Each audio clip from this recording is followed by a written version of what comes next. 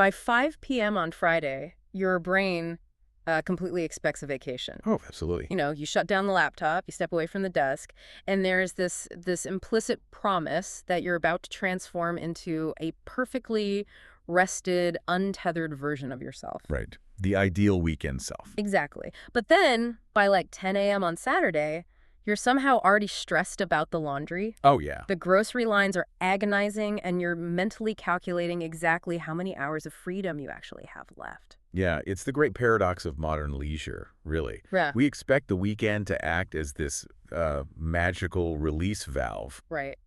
Yet we approach those 48 hours with the exact same frantic optimization and, underlying anxiety that we apply to our workdays. It's exhausting. It is. We end up treating rest as just another exhausting project to manage. Which is why today's deep dive is coming from a completely unexpected place. Yeah, this one is fascinating. We are looking at a potential cure for the exhausting modern weekend, and our source material isn't a psychological journal. No, it's not. And it's not some time management seminar either. It is literally an introductory English language audio course. Yes, specifically day 8 of an easy listening program from the DFY channel. Right, titled Weekend Plans. Okay, so let's unpack this. Let's do it. Because when you first look at it, it's a language lesson. Right. On its surface, it's this highly structured, deliberate exercise.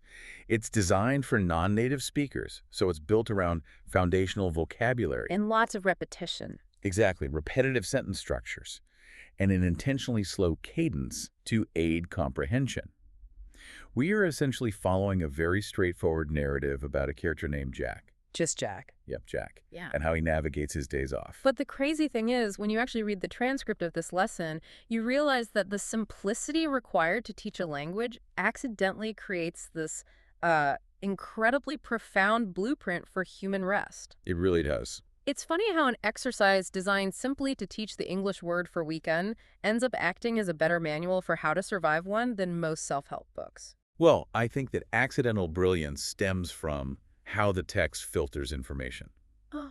So To teach language effectively, you have to eliminate cognitive overload. Right, keep it simple. Exactly. You strip away the complexities and focus only on the absolute essentials. And as it turns out, eliminating cognitive overload is also the exact biological mechanism required for true psychological decompression. Wow. Okay, so let's start with how the text builds that foundation. Yeah, the warm-up words. Right, because it doesn't just jump into Jack Saturday. The source material begins with a section literally called warm-up words. And there are only 6 words provided. Just 6. Yeah. Weekend, relax, Right. movie, park, friend, coffee. That's it. Out of the entire English lexicon, the curriculum designers chose those 6 specific concepts as the anchors for understanding the weekend. I gotta be honest, though, I was really struggling to reconcile that list with reality. Why is that?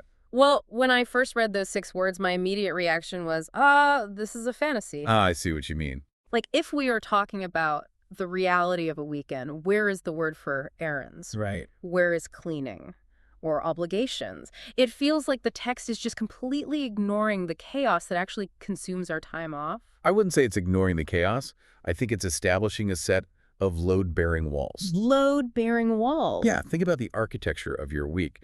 From Monday to Friday, your cognitive load is fractured by 100 different demands. Emails, commutes, conflicts, chores, yeah. Exactly.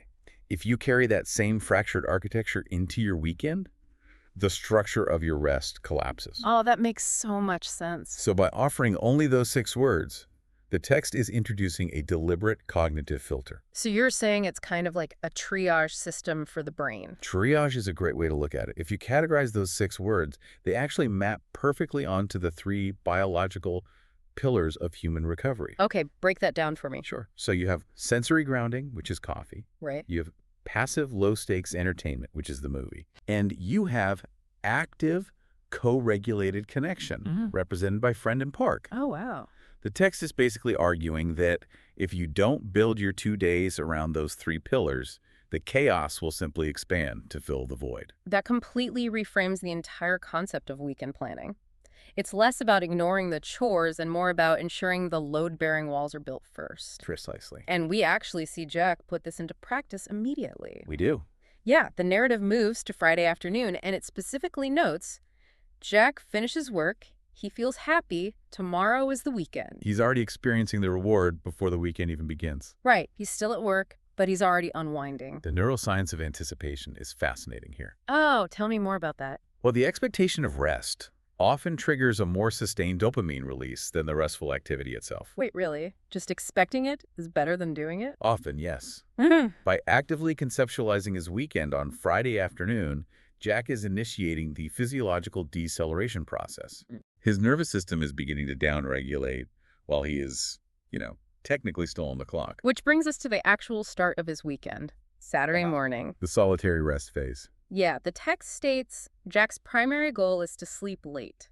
But then it explicitly defines what that means for him. It says he wakes up at 9 o'clock. Right. Now, here's where it gets really interesting to me. For a lot of people listening to this, 9 a.m. is definitely not sleeping in. Not at all. Right. If you've been working a grueling schedule all week, the instinct is to just sleep until noon to pay off that exhaustion. So why cap it at 9? Well, because sleeping until noon often crosses the line from recovery into lethargy. Oh, interesting. Yeah, and that can disrupt your circadian rhythm. It leaves you feeling groggy and dysregulated for the rest of the day. So it actually backfires. Completely. Waking up at 9 o'clock is an act of deliberate pacing. Yeah. It provides the psychological indulgence of extra sleep. Right, it feels like sleeping in. Exactly. Yeah. But it maintains his agency over the morning. He isn't losing his day to exhaustion. He is actively claiming it. And that sense of agency is so clear in what he does next. It's very structured. It is. The text describes a morning with zero friction. He makes coffee. He sits on the sofa. He watches a funny movie that makes him laugh a lot. Notice how it's entirely solitary and entirely indoors. Yeah. Why is that important? He is isolating his variables. During a chaotic work week, we were bombarded by unpredictable external stimuli. Constant noise. Right. By starting his Saturday on the sofa with a predictable, humorous narrative, like a movie, he's giving his amygdala, which is the brain's threat detection center, a complete break. And laughing helps too, right? Absolutely. Laughter physically reduces cortisol levels. He is essentially filling his own tank before he asks his brain to process anything complex. Then we see a massive pivot in the story. We do. Once that solitary indoor baseline is established, Saturday afternoon introduces a totally different environment. Social connection. Yes. Jack meets his friend. They go to the park.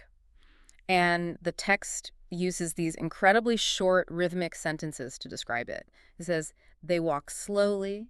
They talk about life. The weather is nice. The sun is warm. Notice the specific mechanism the text highlights for their physical activity there. They walk slowly. Right.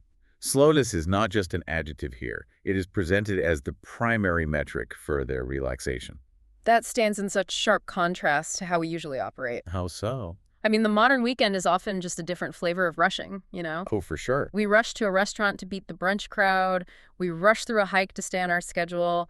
We try to optimize our fun so aggressively that we literally need a second weekend just to recover from the first one. Yeah, the weekend warrior syndrome. When you rush, your nervous system remains in a sympathetic state. That's the fight or flight mode, right? Exactly. Yeah. Walking slowly physically removes urgency from the body. It signals to the brain that it is safe to shift into a parasympathetic, rest and digest state. Oh. And when you decelerate your pace, you suddenly have the cognitive bandwidth to actually process your environment. That totally explains the next line in the text. The weather is nice. Yeah, the weather is nice. The sun is warm. Think about it. When you're sprinting to catch a train on a Tuesday, the sun isn't warm. No, it's just making you sweat. Exactly. It's Yeah. making you sweat in your work clothes. The weather is just an obstacle. But by walking slowly, Jack is able to actually perceive the warmth as a restorative element. He's actively integrating with his environment. And more importantly, he's engaging in social co-regulation with his friend. Oh, regulation. Yeah, they're talking about life. We are highly social creatures, and our nervous systems naturally sync with those around us. So his calm makes the friend calm, and vice versa. Precisely. Sharing a slow, unhurried walk with a friend regulates our internal rhythm in a way that solitary rest simply cannot achieve on its own. And the text actually explores that social dynamic in a really clever way a bit later on.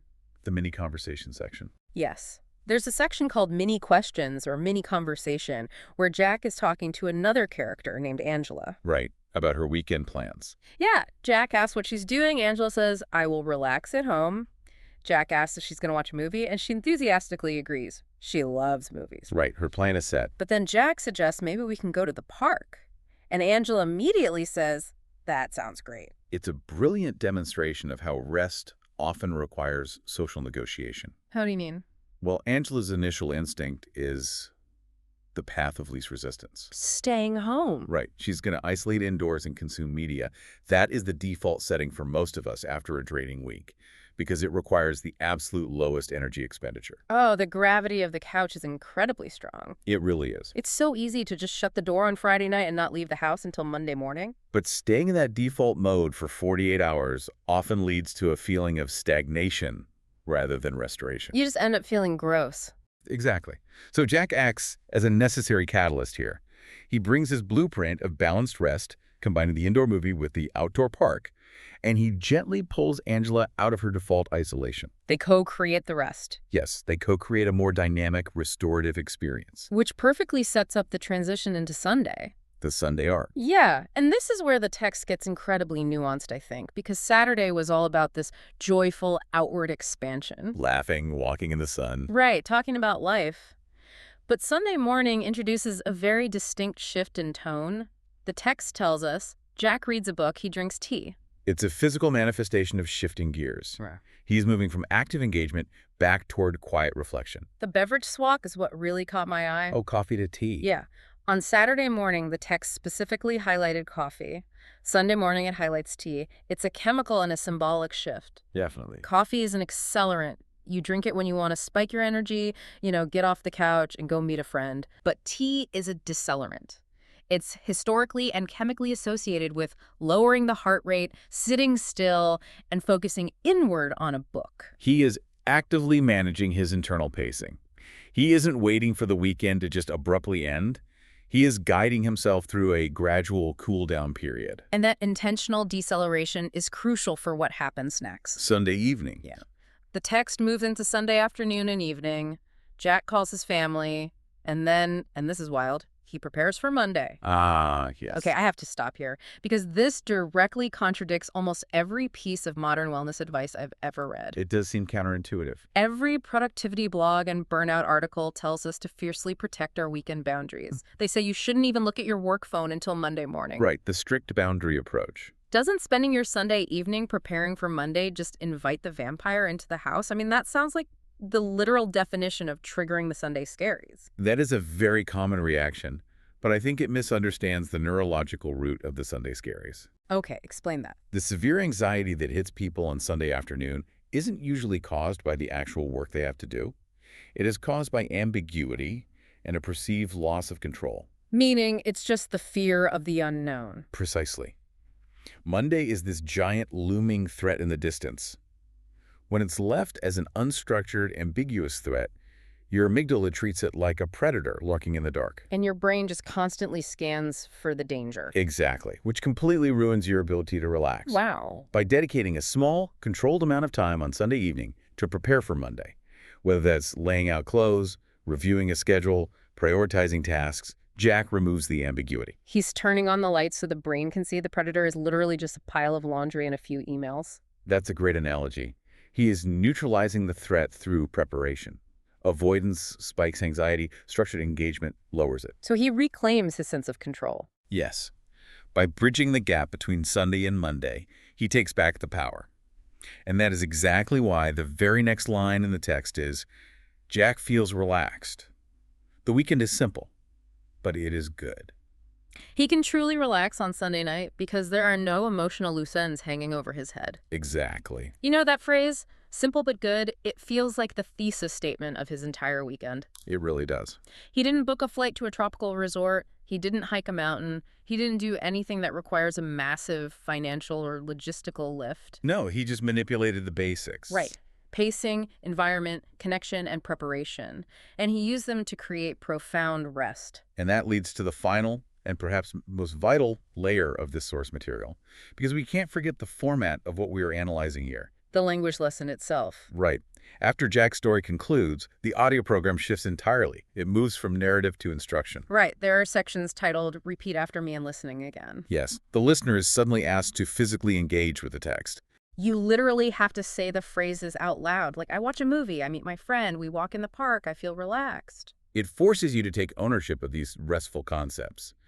It drops the distance between the character's experience and the listener's reality. But the most revealing moment is the text's concluding advice. The meta lesson. Yeah, it tells the language learner, English becomes easier when you listen every day. Practice a little. Every day. It shifts from the contained 48-hour event of the weekend to a mandate for daily action. Which is a deliberate parallel, isn't it? It absolutely is. The text is using its own instructional philosophy as a metaphor for the story it just told. Oh, wow. Think about how people typically approach learning a new language. They cry. Exactly. They procrastinate, they let the pressure build, and then they try to lock themselves in a room for 10 hours on a Saturday to binge study. Which never works. No, it is stressful, inefficient, and ultimately unsustainable. And we treat human rest the exact same way. We do. We endure a miserable, boundaryless work week, allowing the stress to accumulate to toxic levels, and then we desperately try to binge relax over 48 hours to recover. It's like trying to cure a week of severe sleep deprivation by sleeping for 14 hours straight on a Saturday. The biology just doesn't work that way. It doesn't. Binging, whether it's studying or resting, is driven by a state of deficit and panic. What this text advocates for is gentle discipline. Practice a little. Every day. Right. You don't master a language through massive, exhausting cognitive efforts. You master it by practicing a little bit every single day. The compounding interest of small, consistent actions builds fluency over time. So Jack's weekend is successful not because Saturday is some magical isolation chamber, but because he applies that same gentle discipline to his rest. Exactly. He doesn't wait until Saturday to feel joy. He allows himself to feel it on Friday afternoon. Right. He doesn't wait until Monday to face the reality of his week. He prepares for it on Sunday. His rest isn't violently segregated from his life. It is smoothly integrated into it. He practices the vocabulary of decompression constantly. Every single day. It is genuinely remarkable how much depth exists in an exercise meant for absolute beginners. It's a fantastic text. I mean, we started by looking at a day 8 lesson from the DFY channel just to see how it taught words like park and coffee, but it ended up stripping away all the toxic myths we hold about our free time. It really did. It proved that rest requires structural, load-bearing walls. It showed us the neurological power of intentionally walking slowly. And it gave us permission to use Sunday evening to build a bridge to Monday rather than just hiding from it under the covers. It is a critical reminder for anyone listening to this right now. Yeah, exactly. When you feel entirely overwhelmed by the complexity of your week, the solution isn't to plan a more complex weekend escape. The solution is to strip everything back to the foundational elements. Keep it simple. Prioritize the sensory, the entertaining, and the relational. Jack and Angela's blueprint is proof that a simple, highly intentional approach is the most biologically sound strategy to insulate yourself against burnout. Take control of the simple things before the complex things take control of you. Well said. Which brings me to a final thought I really want you, the listener, to carry into your own weekend. Let's hear it. We saw how Jack successfully neutralizes the anxiety of Monday by preparing for it on Sunday, and we saw how the text commands us to practice our foundational skills every day rather than binging them. Right.